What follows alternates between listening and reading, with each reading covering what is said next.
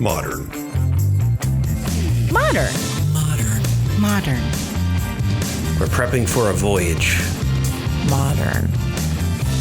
The force of an old-fashioned equals whiskey mass times bitters acceleration. Why don't you make that a double?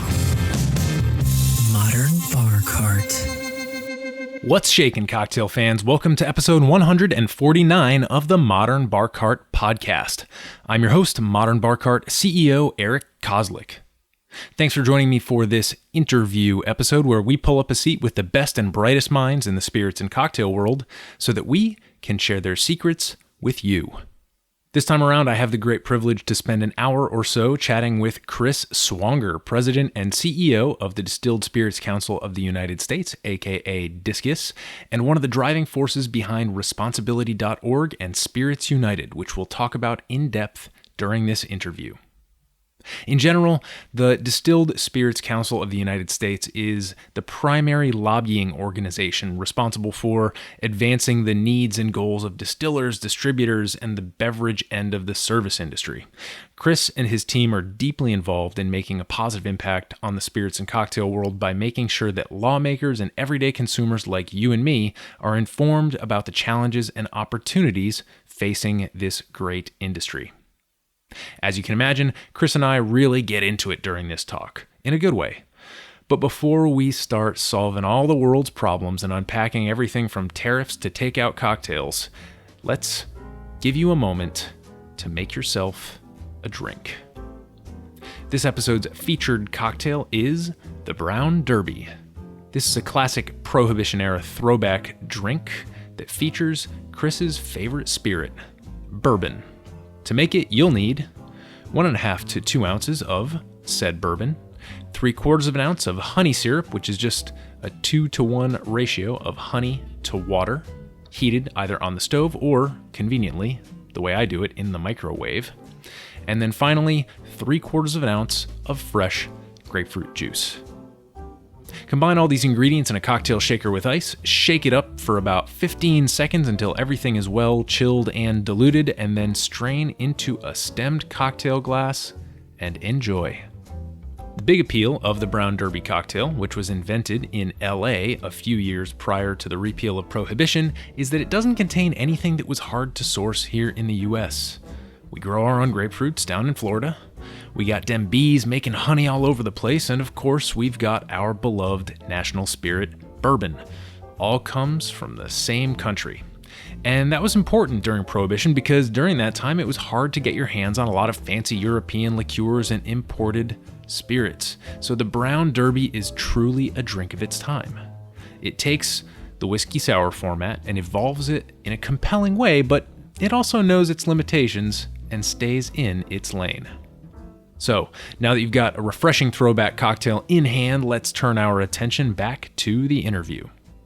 In this wide-ranging conversation with Distilled Spirits Council President and CEO Chris Swonger, some of the topics we discuss include what DISCUS does as a lobbying organization and why storytelling is so important when it comes to capturing the attention of policymakers.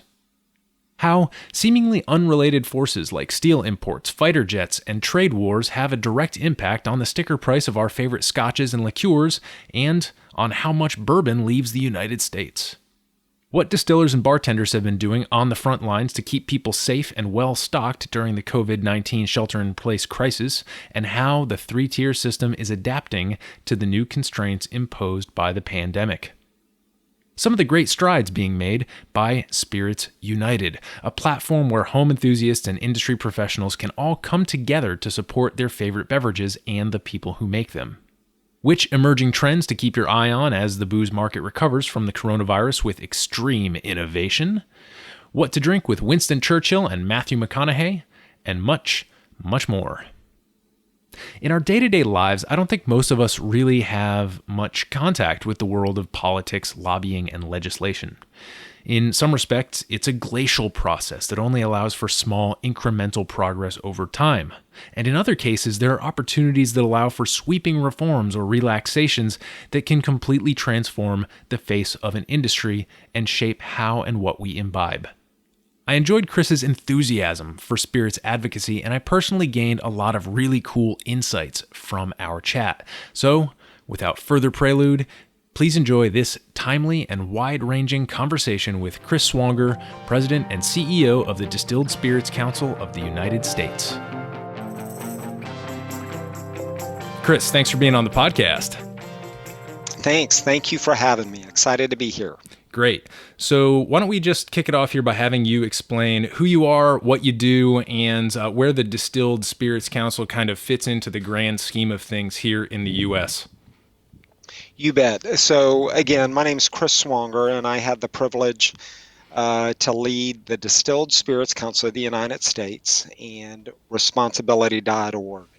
The Distilled Spirits Council of the United States, also called DISCUS for short, is the industry-leading trade association that represents distilled spirits suppliers, all the great companies that make the great cocktails around the world, the bourbons, the Scotches, the vodkas and the rums and Irish whiskeys and all of the above. And it's a real privilege to represent all those great companies. And we're the organization that advocates for the interest of our industry and also advocates for the interest of consumers all around the United States.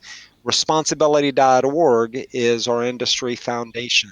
And responsibility.org has been around since 1991. The industry has spent millions and millions of dollars in efforts to combat underage drinking and drunk driving and promoting responsible consumption. That is a critical element for the industry's ability to continue to grow and prosper because, of course, we want all consumers to enjoy the product in moderation and responsibly and so forth. So that is a very, very, very important complementary element. By background, I had the privilege of working for two of the largest distilled spirits companies in the world for 15 years, from 1995 to 2009. And then I took a 10-year break from the industry. I worked for a global technology and engineering company, and then, of course, circled back to really have the opportunity to represent DISCUS as its president, CEO, and responsibility.org. So it is a privilege to represent such great companies. I have a government relations background, and I just love advocating for the interests of this great, responsible industry. One that is near and dear to many, many hearts, and the industry really contributes a lot to the economic vitality of the country, provides great products for consumers to enjoy, and in addition to that, and just as important, it's a responsible industry that's very committed to doing good in the communities that we live and work. Yeah, absolutely. That's, I think, a great summary. Getting a little bit more into the specifics, the moving parts of what your day-to-day is like. Can you give our listeners maybe a taste of, some of the responsibilities and roles that, kind of fall on your plate as the leader of the Distilled Spirits Council and responsibility.org?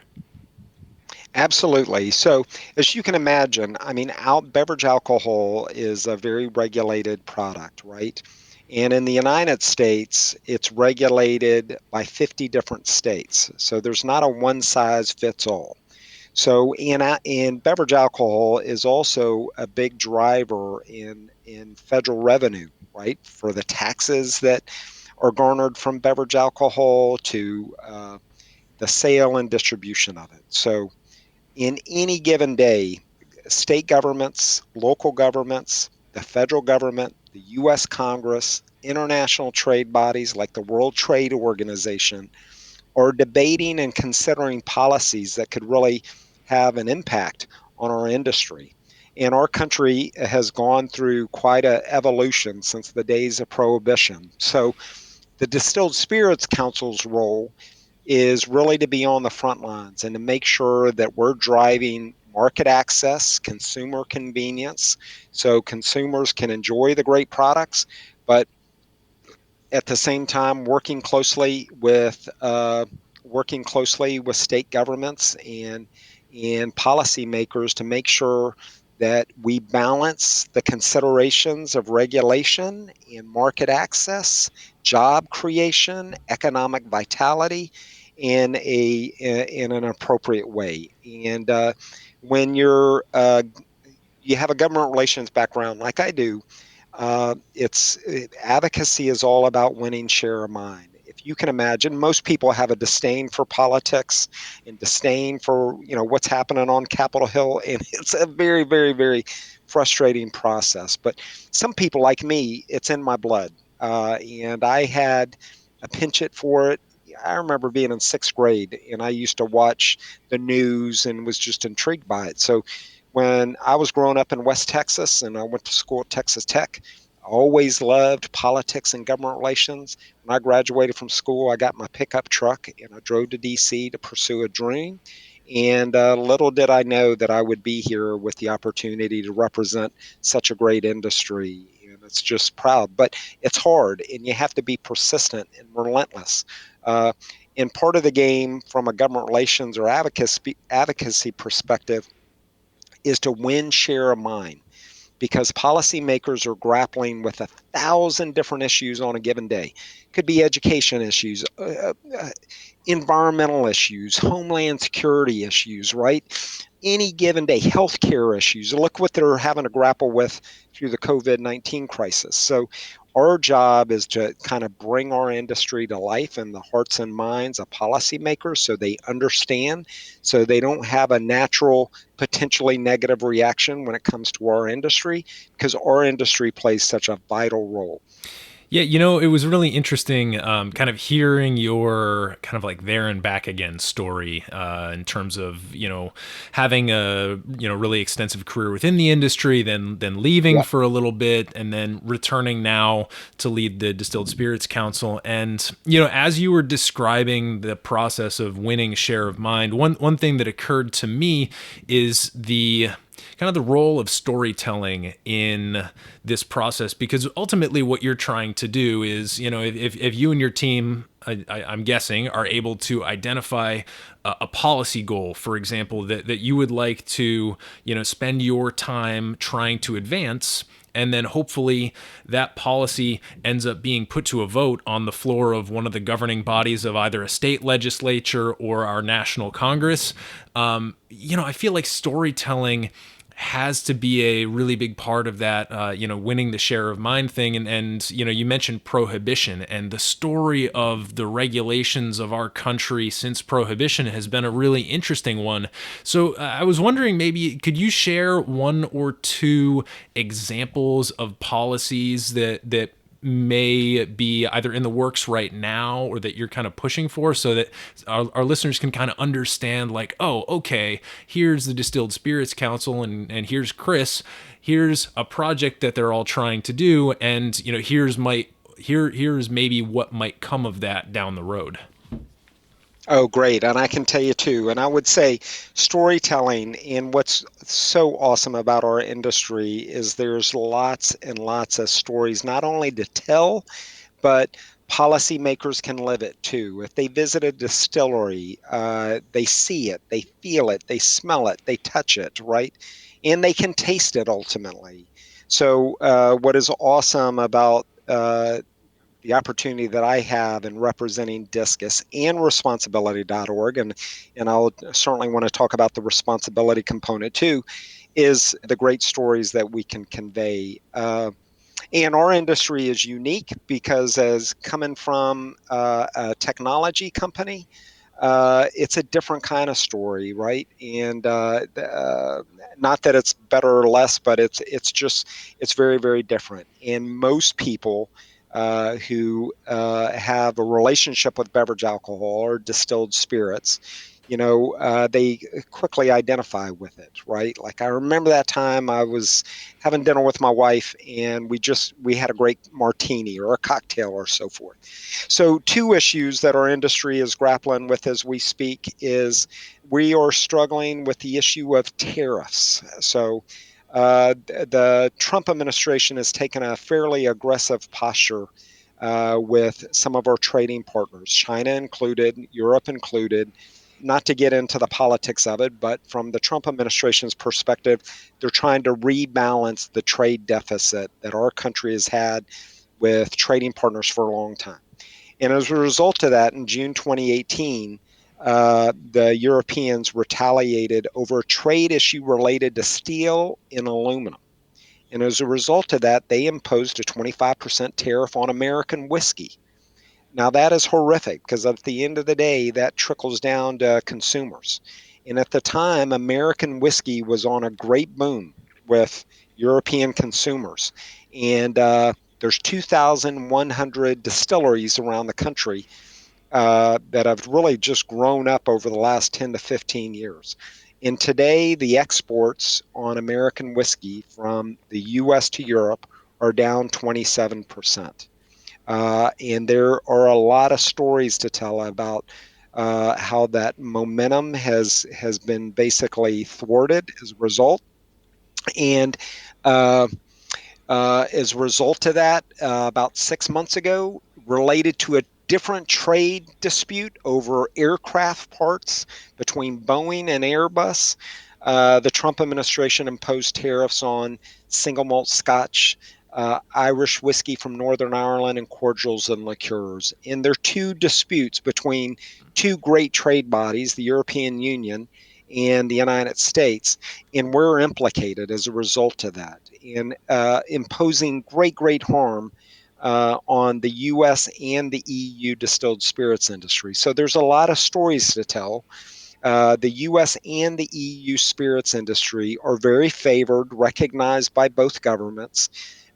Before June 2018, when the EU decided to impose tariffs on American whiskey, the U.S. and the EU enjoyed well over 450% growth in imports and exports between the two markets. So we're working very hard to try to navigate this in a careful way, trying to help policymakers understand the impact. You add, the impact of COVID.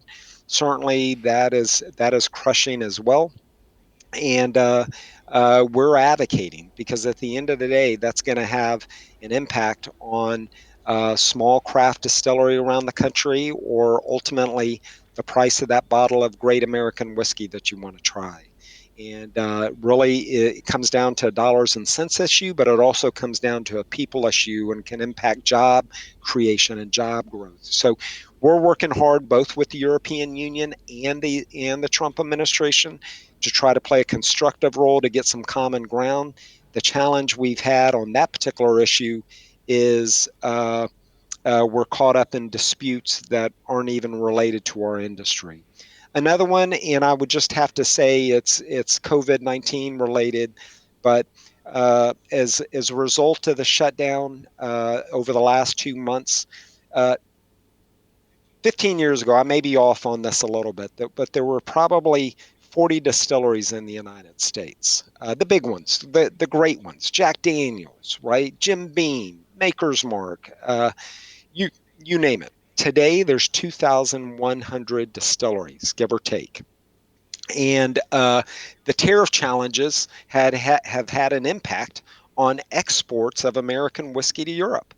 And that is hurting these great craft distilleries all around the country. And then you take COVID, where many of these distilleries have had to shut down, to close down their tasting rooms, close down their distillery tours, right? 40% of their profit is driven from those visits of those distilleries. So we're working with Congress right now to make sure that they understand the impact of that. You just think about all that Congress is grappling with, right? The healthcare system is greatly impacted, right? Elective surgery is not happening anymore. Now, some of those things are starting to open up, right? You look at the impact of restaurants and bars and taverns and just the economic impact, right? So the Distilled Spirits Council of the United States is in the thick of it, working closely with the Restaurant Association, working closely with the U.S. Bartenders Guild, and working closely with craft distillers all around the country. And all to boot, which is an awesome human interest story, is when when COVID became real for all of us around March 11th and 12th, who would have thunk we're here, towards the end of May, and we're still navigating through it. But our industry has really stepped up. Many of them started quickly mobilizing to make hand sanitizer. So this great industry is on the front lines in defeating the COVID-19. We've really unified. There's over 765 distilleries in the United States manufacturing hand sanitizer, all having to follow the guidelines of the Food Drug Administration. They actually regulate hand sanitizer, so we got to do it very safely. And DISCUS has been in the thick of it, helping to guide those distilleries on the World Health Organization and the FDA guidelines, making sure that we are a resource to all those distilleries. We set up a portal so all the distilleries can collaborate together if they need supplies or different bottles and so forth. It's just despite everything, it's a proud moment for the industry. And when the history books are written, there's going to either be a paragraph or a footnote that the distilled spirits industry really stepped up and has tried to make the world a better place and our community safer as a result of the thousands and thousands of gallons of hand sanitizer that we've produced. Yeah. Wow. Again, I think it's a lot. I mean, I could go on. Yeah, I'm sure. I mean, we may get back to the Craft Beverage Modernization Act at some point. There's still a lot that's top of mind. And that's not unrelated, especially when it comes to questions that go back to the time of George Washington, right? Famous founding distiller who ended up having to perhaps a little bit ironically, go and quell a rebellion of whiskey makers in Pennsylvania who weren't too happy about being taxed, right? And now we're talking about the government taxing spirits again, and still. So these are things that in some respect may be cyclical. You may see certain patterns of history repeating itself. In other respects, it may be kind of like a slow march towards some sort of type of progress. But as I was listening to you describe some of these really large scale debates, one thing that's really humbling for me is though I kind of view myself as industry support staff. I guess maybe in a different way, but sort of in a accessory way to maybe the job that you do.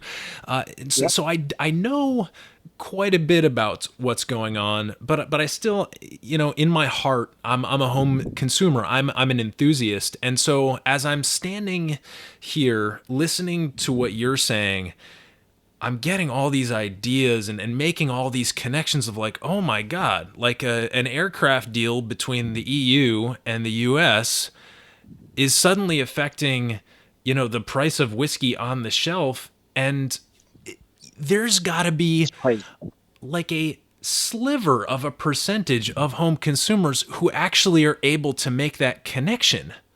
Yeah. And that's why I love having this chance to sit down with you, because I bet we've already blown some people's minds right now about like how mom and dad can be fighting, but suddenly, it's the kids who are getting it taken out on us. And, okay, dad has a bad day, comes home and kicks the dog. Well, it wasn't the dog's fault that dad had a bad day, at the United Nations or whatever it was. But yet, you know what? The dog still got kicked. So what do we do about this?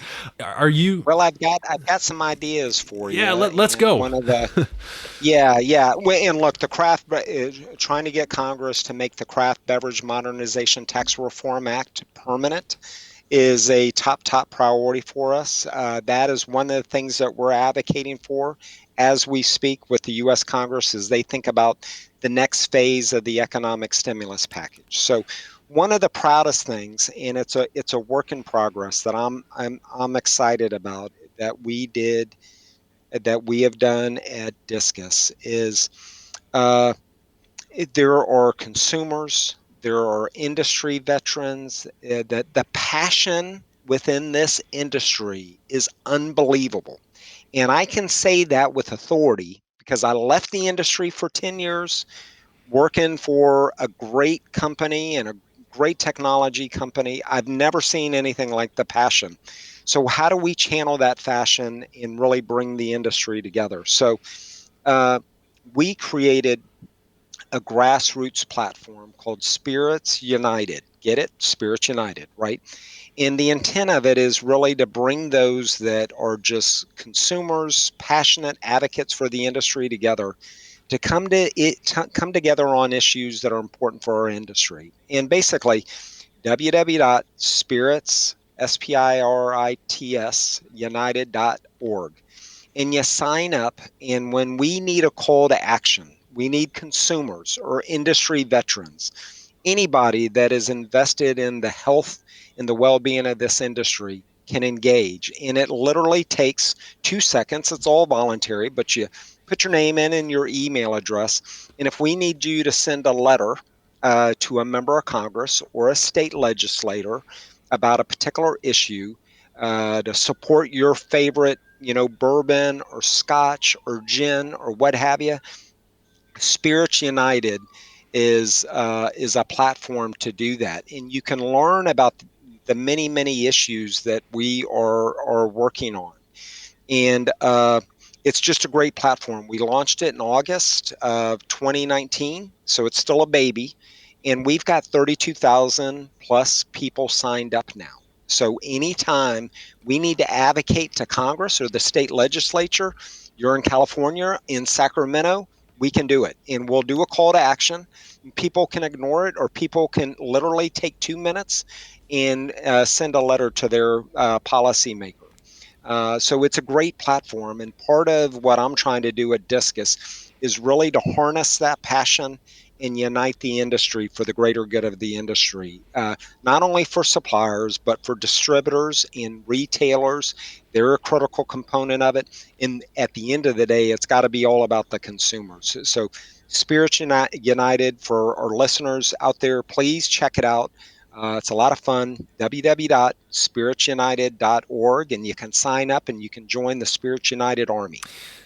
I love this. And, one of the reasons why I'm so stoked about Spirits United is because, as you know, from your role with responsibility.org, the 3-tier system in the United States, it has certain checks and balances inherent to it. Some of those, many of those checks and balances, I should say, are there to keep end consumers safe. Sure. Some of those can be a little bit frustrating at times in terms of, market strategy and, the fact that, if you're a distiller, occasionally you have to go through, several middlemen before you end up getting, your product to market. You get less of a share. This goes back to that comment that you made about how a lot of craft distilleries make 40% of the money in their own tasting rooms because that's where their margins are greatest.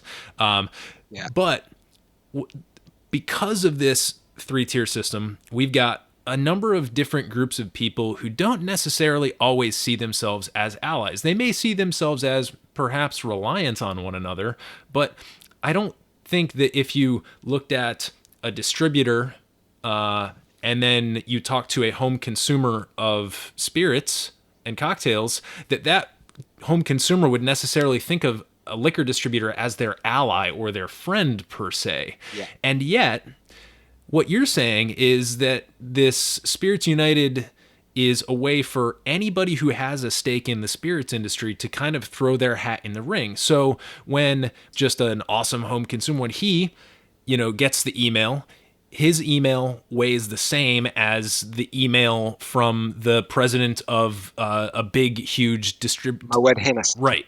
Absolutely. Right. Or Diageo. And that's what I love about this is that, and I think it's perfect for our audience because we have so many home consumers, but also a lot of industry folks listening to this podcast. What I love about Spirits United is that we're gathering together and going back to what you said about the whole like getting the mind share of people. Spirits United is a way for us to work together no matter what portion of the industry you touch. Your contribution is an equal contribution toward getting that mind share. So that's what excites me about Spirits United as a platform. And I think it's just an absolutely fantastic way for you to kind of galvanize a bunch of separate groups of people into a much larger cohesive whole for the purpose of advancing common goals that are good for everybody. So I just hats off to you for being able to launch that.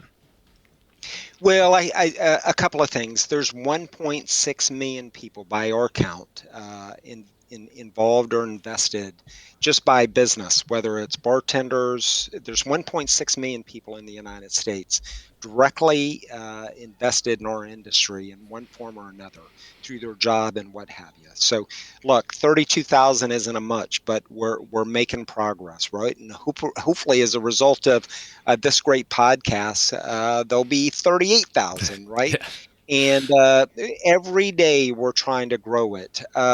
You talk about the three-tier system. The three-tier system has really been an important element and foundation of the industry's success, working closely with our distributor partners and our retail partners.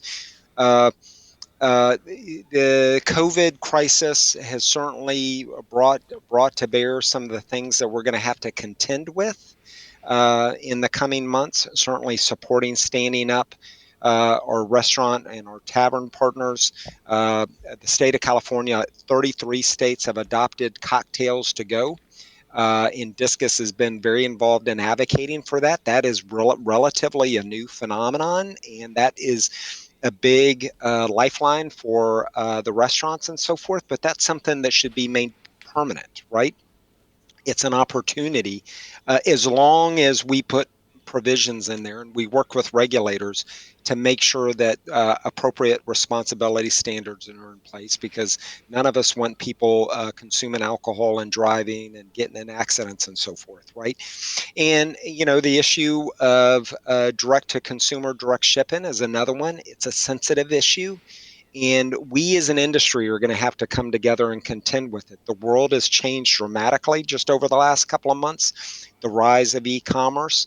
And DISCUS is very, very committed to working with our distributor partners, our retail partners, our craft distiller partners as well, to try to navigate that where we maintain the strong foundation of the three-tier system, because that ensures that the product is properly regulated and going from one supply chain to another. But the world has just changed dramatically with e-commerce. So how do we do that? How do we do that in a responsible way? And that's something that, the current marketplace that we're contending with, that the industry is going to have to come together and navigate that. Find a way of supporting many of the distilleries around here that it's going to take a long time. Finding a way to support our restaurant and bars and our bartenders who have been dramatically hit by all of this. And DISCUS and responsibility.org are going to be very involved in these discussions and considerations with policymakers, but also with our industry partners as well. And Spirits United is a great, great platform for everybody to come together, harness the passion that we all have in terms of our love for this great industry, and put that passion to something very, very useful that protects the interests of our industry and ultimately consumers when it's all said and done. Absolutely. Yeah. So, of course, we're going to have links to all of the various websites, including responsibility.org and DISCUS and everything that you will need to kind of throw your hat into the ring here. If you're interested, over on the show notes page at modernbarcart.com/podcast. So when this episode's released, you can just head on over there and explore everything that Chris and I have been speaking about to this point. Chris, we've mentioned a couple times the COVID-19 situation and how things are just kind of topsy-turvy right now. We know that a lot of our distilleries are making hand sanitizer and running into potential, issues there. We've mentioned that bars and restaurants are closed or they're reopening and trying to completely revamp the way that they are doing business by offering takeout and to-go cocktails, which is interesting and different. And then, of course, the e-commerce thing. Now, I mean, imagining ourselves a little bit into the future, whether that is 2 weeks into the future or maybe, 3 to 4 months in the future, what, in your opinion, does recovery look like for this industry, whether we're talking about bars and restaurants or distilleries? Sure. Well, I think we got to take it in two tranches. We've got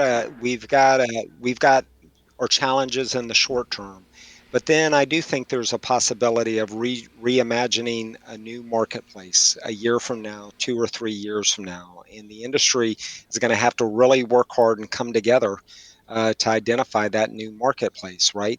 And it all should be driven on ultimately consumer convenience and responsibility and all of the above, right?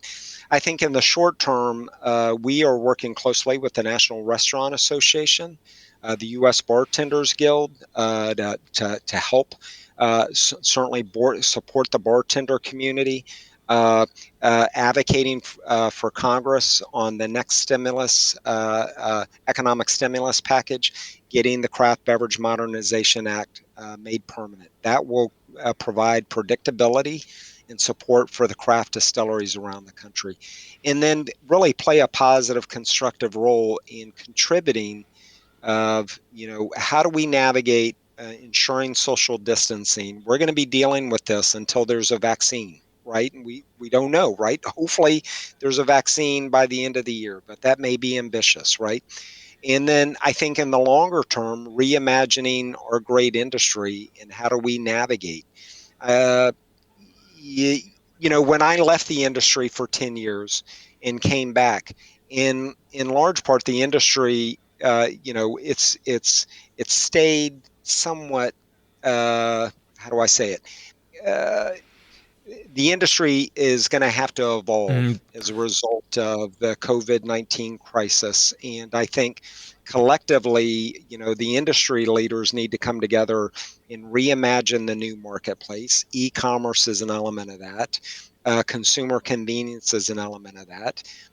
Supporting our on and off premise. We can't forget, the impact of the off premise. I mean, some of the Nielsen numbers have shot up. People have been stockpiling and so forth, which is a good thing. But, all of these considerations, there's going to be some implications and impact, across our industry. But I think we've got to come together and kind of reimagine the new marketplace, be guided by making sure that we're always keeping top of mind responsibility and high standards of that. Because if we take our eye off the ball on responsibility, that's when governments react and overreact. And I'm proud to say over the last 15, 20 years, all the trend lines on underage drinking, drunk driving, they've been going in the right direction down. Right. And we've got to be very, very mindful of that always, because that's an important role of our industry. And as we navigate these big marketplace changes in support of our restaurants, our on-premise, our distributor partners, and the suppliers, of course, the great companies that make the sweet, sweet products, we're going to have to always keep in mind what has made this industry great, which is appropriate regulation, but with a focus on the consumer when it's all said and done. Yeah, and I think this is a really great invitation, Chris, for people to do a little bit of perspective taking. Earlier I mentioned that it might not be. It might not occur to someone that a home consumer and a distributor might be seen as being on the same team in any given situation. But if you do a little bit of perspective taking as a home consumer, and if you look around you, for example, let's take this example of to-go cocktails, right? Something that's, to be honest, is kind of keeping some restaurants open right now. Open alive. Yeah, right? Absolutely. So yep. Take this, for example, the to-go cocktails. I'm a home consumer. I am scrolling through Instagram, and I see a post from my favorite restaurant that I haven't gotten to go to since the COVID. 3 months ago. Right? Yep. So I said, oh, hey, look, they're offering to-go cocktails now. I live in D.C., so what I can do is I can go throw on a mask, and I can go wait in line 6 feet away from somebody else. I probably even emailed them my order so that they have it ready ahead of time. I can stand in line, and I can get my cocktail, and I can go enjoy it at home. Now, if you don't try to do a little perspective taking in that situation, well, it looks like a successful cocktail transaction, right? I want cocktail, I get cocktail. I have money, bar or restaurant gets money. Simple as that, transaction over. But if you think about, that storytelling that we were talking about earlier, well, this to-go cocktail thing is the beginning of a story that hasn't played out completely yet. And so what I would encourage people to do, if like me you're a home consumer, and if like me you have enjoyed to-go cocktails, for example, I'd like you to take a zoomed out perspective and ask, okay, well, how does the restaurant feel about these to-go cocktails? How does the bartender feel? How does the restaurant manager feel? Now, if we zoom way out, right, you're talking about, cocktails that are being served often in these, cups that you could probably just stick a straw in and put it in your cup holder in your car. It's entirely possible that there is a version of this story that ends in a lot of people dead in car accidents. And that's not good, right? Right. So what I'd like to, I guess the weird sort of point that I'm trying to get across right now is that because of the place we're in history right now, there's a lot of stories that have veered off track, but have not been fully written yet. And so I think by doing some perspective taking here, you can kind of appreciate more all of the moving pieces that need to fall in correctly in order for these stories to go well. And I think, that's where DISCUS and all of the various initiatives that you're kind of quarterbacking right now, Chris, come into play, because it really is important how these things turn out, because otherwise we might be staring at a situation that looks very similar to something that happened a little over a century ago, when a lot of people were not happy with the effects that alcohol was having on this country. Those people ended up getting together and getting this thing called prohibition passed into law. And so I think, that's where the cyclical nature and the impact of storytelling are really important here, because if we want to avoid another dark age, I think it's kind of on everybody. It's not just on distributors. It's not just on lawmakers. It's on everybody. And that's why I'm so grateful to be here talking with you and getting these issues top of mind. Yeah, I can tell you, look at the onslaught, the great growth of delivery platforms, right? Great companies like Minibar or Drizzly or Reserve Bar, right? That has been great in driving consumer convenience. We've seen some circumstances where the delivery companies, I won't name any of them, but many of them probably haven't been trained on how to deal with handling beverage alcohol. Unlike bartenders, right? We work very, very closely with Tips, which is a server training platform. There's a lot of them out there. Tips is great. And just last week, we reached out to all the delivery companies. Tips has a training certification platform for the delivery drivers, right? Delivery driver doesn't, they may just not, with all due respect to them, may not be naturally as sensitive to the important role of delivering a cocktail, right? So our industry is going to have to evolve. We're going to have to be guided. DISCUS has embraced a standard that cocktails to go, they should be sealed. We don't want to enable people drinking and driving. In the mid 1980s, there were 25,000 plus people dying a year as a result of drunk driving fatalities. And today, last year, the numbers were 10,551. I know that number because every one of those lives means something important to somebody, right?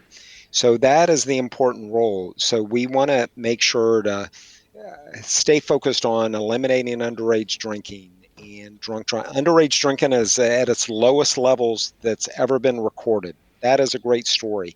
And the great news about the industry is it's part of our DNA. We work very, very closely through responsibility.org with the traffic safety community, right? We have a lot of work to do on traffic safety and making sure, I mean, drunk driving is the most preventable, crime that's out there, right? And it just takes work and education. So as we think about all of these new market access opportunities, I think we all have a role, not only consumers, not only DISCUS or responsibility.org, but our distributor partners and our retail partners really to come together, because that will ultimately allow our industry to evolve and prosper and continue to bring sweet, great, doesn't have to be sweet, but great cocktails out there, and to be enjoyed in moderation by a legal purchase age adult consumers. Yeah. Beautiful. Well, Chris, we've covered a lot of ground here. We've talked about a ton of really important current issues, and I do encourage our listeners to go ahead and actually do some outside research on these issues, because obviously the influence of these forces at play spreads far beyond the liquor cabinet. But as we transition to maybe some lightning round questions here, I wanted to quickly just ask about something that maybe we can get excited about these days, because it is very, a large portion of the media we consume is doom and gloom. So what's something to get excited about for home consumers, looking forward here into the immediate or short-term future?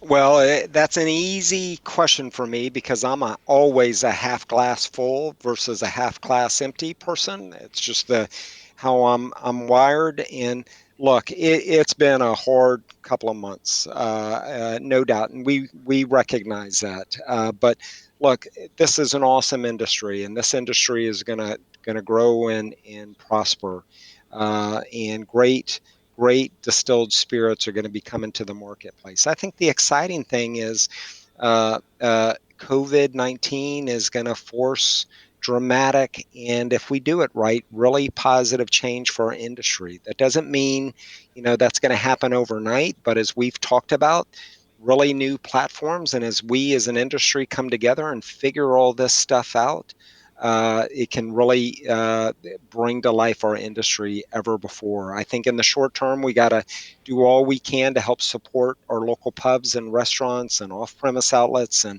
certainly the craft distiller community, because there's been a great American growth story happen for the craft distiller community and the U.S. distilled spirits industry, and we'll come back from all of this, and we'll come back stronger and better.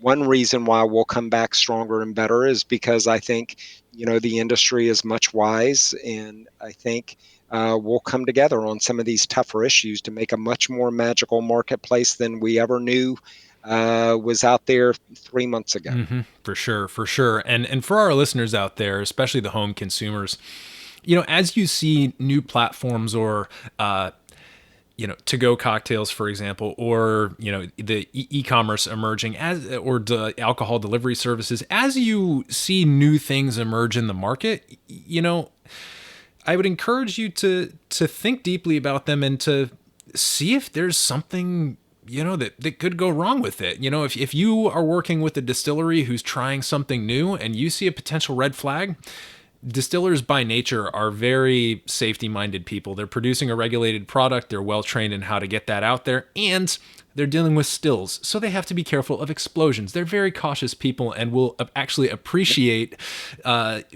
consumers raising concerns, as long as you're able to do it, kindly and with the right intention. So we're very much in a beta testing phase right now for a lot of these initiatives, and we can't beta test without users. So please know that all the people, all the distillers I've been talking to, all the bartenders and bar managers I've been talking to are very, very sensitive to feedback that they're getting from consumers. So as a consumer,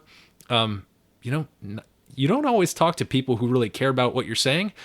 These people care about what you have to say. So please don't hold back. Give us this feedback so that we can have a steady stream of feedback coming right from the consumer all the way up to the producer, where this stuff literally comes off the still. That's super important for us to have this like kind of entire chain of custody represented as, Chris and his team are lobbying politicians and trying to get some of these initiatives passed, because if they don't know your concerns, they can't raise them.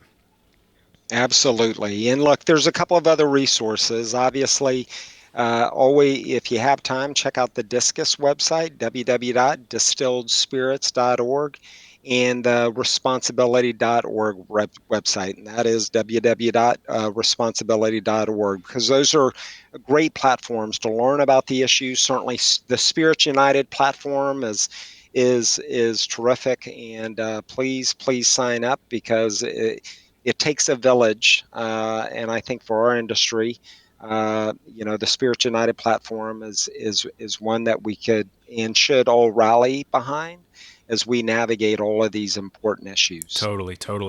Well, Chris, is there anything else that you wanted to talk about in terms of DISCUS or responsibility.org before we jump into some lightning round questions here?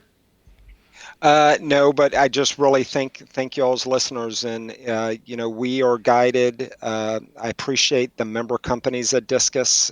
They give us the support and the resources to tackle these big issues head on. And we get up every day. We try to represent the industry with the highest standards of integrity and with great pride and passion, with laser focus. And it's just a real privilege. So fire away on the lightning questions. I'm ready. All right, here we go. What is your favorite cocktail? And if you don't have a favorite of all time, what's something maybe you've been more obsessed with recently?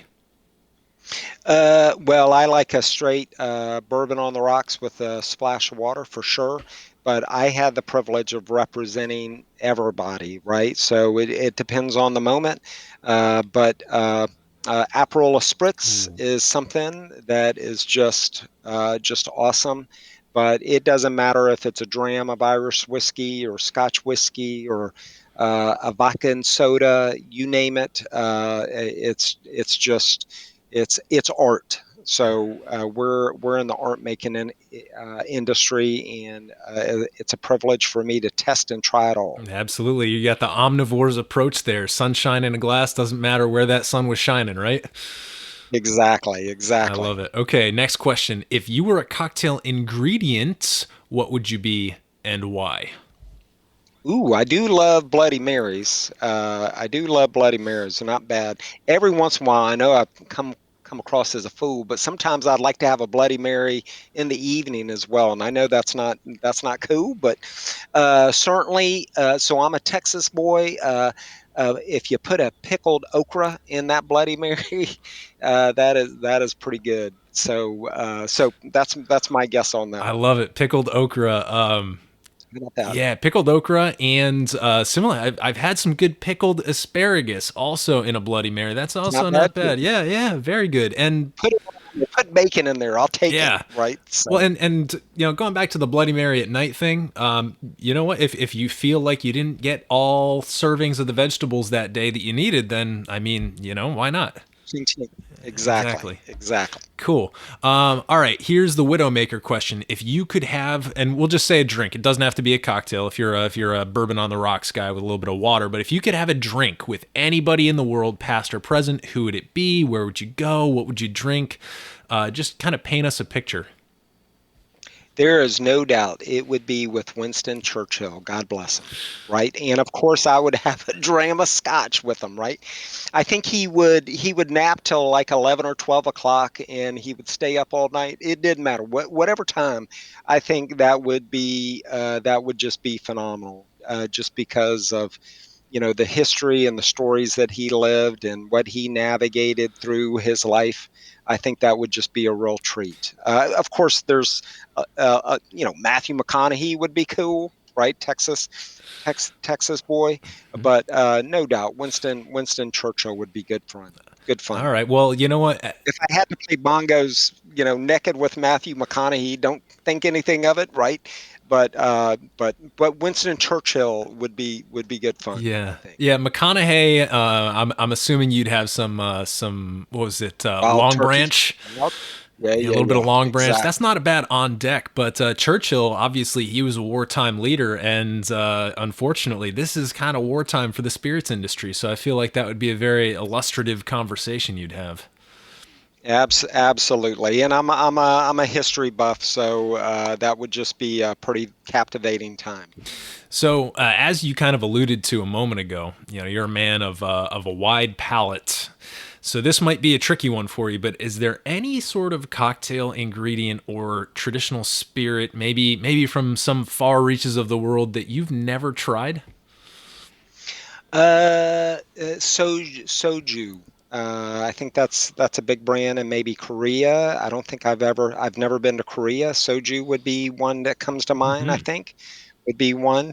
You got to be careful with soju, as I understand. So that's one that comes to mind. I Okay. haven't been to Korea or Japan, but that would be one you might have to put on a chin strap and do it in moderation, of course. Yeah, yeah. So between soju and baiju, and then the Japanese shochu, I feel like once trade opens up again, we're going to be hearing a lot from those spirits categories. So I am personally very excited for the chance that when things get a little bit more back to normal, to kind of dig into that, because those spirits are going to be coming from west to east. They're going to be hitting the West Totally. Coast, and it's going to be big. So And great Japanese whiskeys are coming over as well, yeah, which are phenomenal. Yep, absolutely. absolutely. Very nice. All right, last one here in the lightning round. Do you have any unusual or controversial beliefs in the spirits or cocktail space? That one's a good one. Look, the industry is inherently responsible, right? You've seen circumstances where, and this is part of the evolution of the industry, but you've seen circumstances where some industries have a tendency to put money over everything else and profit and all of the above, right? I think what's awesome about this industry is we're a very mature, responsible industry. And responsibility is part of our DNA. We've lived, we've learned, and we recognize the more we do right and the more we do good, and the more we're committed to making sure these great products are enjoyed responsibly. It's critically important. And I know that kind of sounds like a canned response from someone in my role, but it is an important enabler for the growth and the prosperity of our industry. And I mean prosperity, not about money; it's about just our livelihoods, right? Because it just enables us to get more connoisseurs and lovers of our great industry. I mean, the worst thing you ever see is someone that is just over consumed, and they're being silly, and that's not cool. And that is not a reflection of our great industry, right? And we all have a role. We've all been there, right? We've all had growing pains as a result of that. And we got to look out for each other and just keep responsibility always top of mind, because that will just ensure that our industry continues to prosper and do great.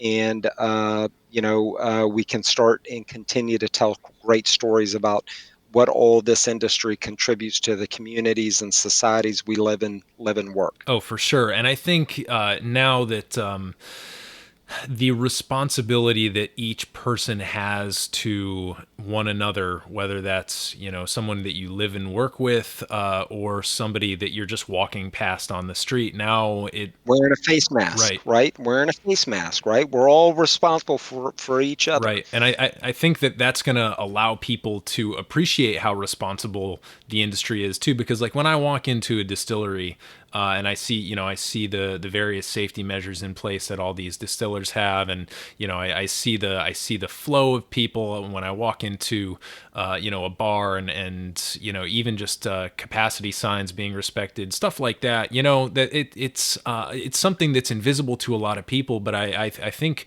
now that everyone has this heightened sense of responsibility, I think people are going to be able to spot it a little bit more and hopefully appreciate how responsible the industry really is. Yeah, and the last thing I'd share is, look, one of the things that I hope to try to achieve at DISCUS and responsibility.org is really to unite the industry. And part of that is Spirits United, of course, but we're going to work really, really hard to try to unite the industry. It's now more important than ever as a result of COVID-19. DISCUS is in a unique position to be able to do that because of its history and the foundation that it brings. And I'm just going to work really hard to try to galvanize all that passion and enthusiasm. And I hope DISCUS and responsibility.org plays a contributing role in helping us navigate through these kind of weird, very, very, very uncertain times, and play a role to unite the industry, that we come out of this 10 times stronger and better as an industry, and consumers can enjoy these great cocktails, not only all around the country, but all around the world. For sure. Well, Chris, this has been an absolute pleasure for me. Thank you so much for sharing your insights. I think they're incredibly important right now, and I think this is a great time for people to be thinking about these larger forces at play. So could you just go ahead and give us one more quick rundown of the various websites and social media handles that people can visit to learn more about you and the great work that your team are doing with DISCUS and responsibility.org? Absolutely. Well, first and foremost, Spirits United, www.spiritsunited.org. The DISCUS website is www.distilledspirits.org. And then responsibility.org's website is www.responsibility.org. And all three of those platforms can give you a real sense of what the industry is doing from a responsibility perspective, from the engagement of major public policy issues, to really giving everybody a platform to get involved and engage. And it's really simple and easy. And I just really want to thank you for the visibility and the platform to talk about all this stuff. And please don't ever hesitate to reach out to me directly. And I'm going to do my level best to help play a leading role in helping the industry get through this. I couldn't have said it better myself. Amen to that. And I am absolutely positive that you will be working as hard as everybody else in this industry to get it done. So, Chris, thanks so much for being on the podcast. Thank you, everybody. Cheers, and stay safe and healthy, and have a cocktail tonight. Help your neighborhood bar or restaurant. Thanks, everybody.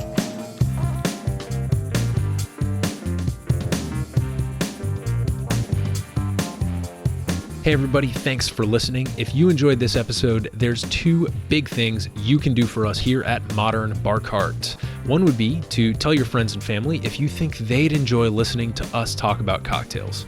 And if they don't download podcasts, they can always stream our episodes on their desktop directly from the show notes page at modernbarcart.com. The other thing you can do to help would be to head on over to iTunes or wherever you download your podcasts and leave us a review. 5 stars are great, but we're more interested in your feedback. And the beauty is, the more reviews we have, the easier it will be for other folks out there to learn about our show.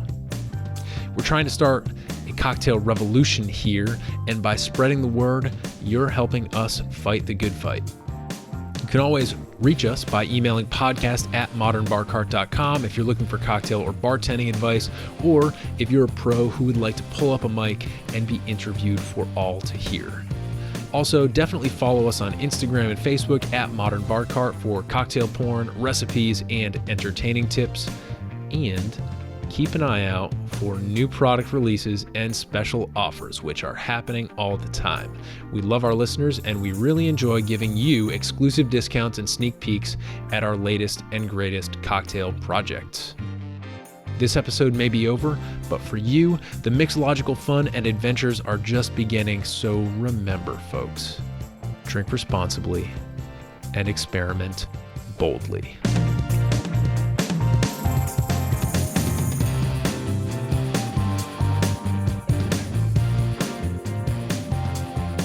This episode was made possible with editing and production assistance by Samantha Reed, big picture insights and spirited inspiration courtesy of Chris Swonger and the Distilled Spirits Council of the U.S., and a little bit of interview magic by yours truly. This has been a Modern Bar Cart production, copyright 2020.